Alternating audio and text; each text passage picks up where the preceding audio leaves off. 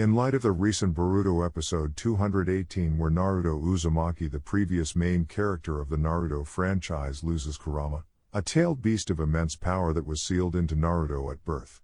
I wanted to highlight an important topic which covers the use of spirituality and its uses in storytelling.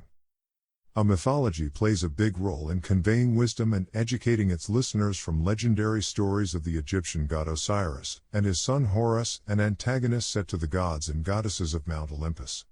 In more recent times, good examples can be found in the famous Dragon Ball series, in particular the beginning of Dragon Ball and the early journeys of Goku in series like Yu Yu Hakusho.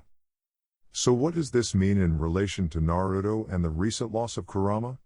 To understand this, we must first cover the chakras and what each chakra stands for.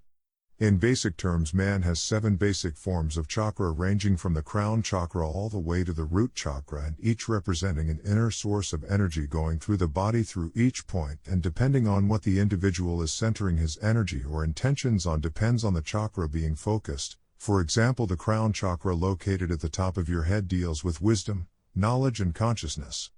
In contrast, the root chakra located at the base of your spine deals more with survival, feeling secure, health, material concerns, etc.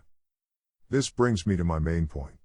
We are introduced in the beginning of Naruto with the Hidden Leaf Village, its destruction, and this huge monstrous fox at the center of it all, and in the end a crying newborn baby with a circular sigil marking all over his stomach. Fast forward and we see the baby, now a young teenager, dealing with the cards he has been dealt with, such as the loss of his parents and growing up ostracized in his home village. The story goes on to deal with themes of loneliness, overcoming grief and dealing with trauma, and the different guises it comes in, with some such as Sasuke, the other main character, handling his grief in one way and Naruto dealing with it in another. I hope you guys can see where I'm leading with this one. Kurama represents the root chakra, and the themes of hate, abandonment issues and anything that deals in the shadows of our hearts is Kurama.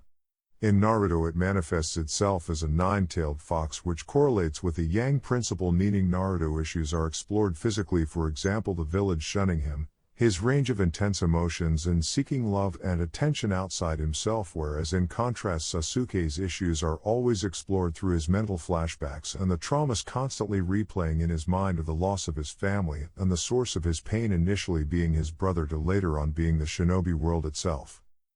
Kurama even describes himself earlier in the series as a source of hatred, and obviously one must keep in mind that this is a children's TV show, yet like most mythological stories it conveying wisdom and educating its audience. As time goes on, Naruto grows and learns more about himself and gains some inner wisdom from being around people who genuinely care about him.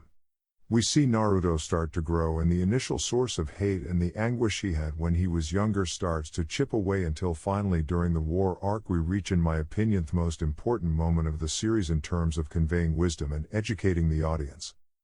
The audience is taken to the cave where Killer Bee, an individual who walked a similar path to Naruto but overcame his trauma his own way, and Captain Yamamoto are with Naruto as he finally addresses the shadows within him and the source of his pain, which takes the shape we see as Kurama.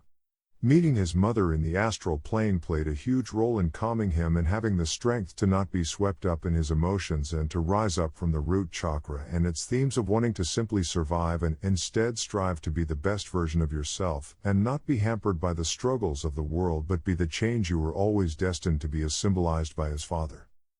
Finally, in light of the recent episode with the final goodbye between Naruto and Kurama, do not look at it as man and his pet/friend, but more so a man who has overcome his past and is content with the present and looking forward to his future.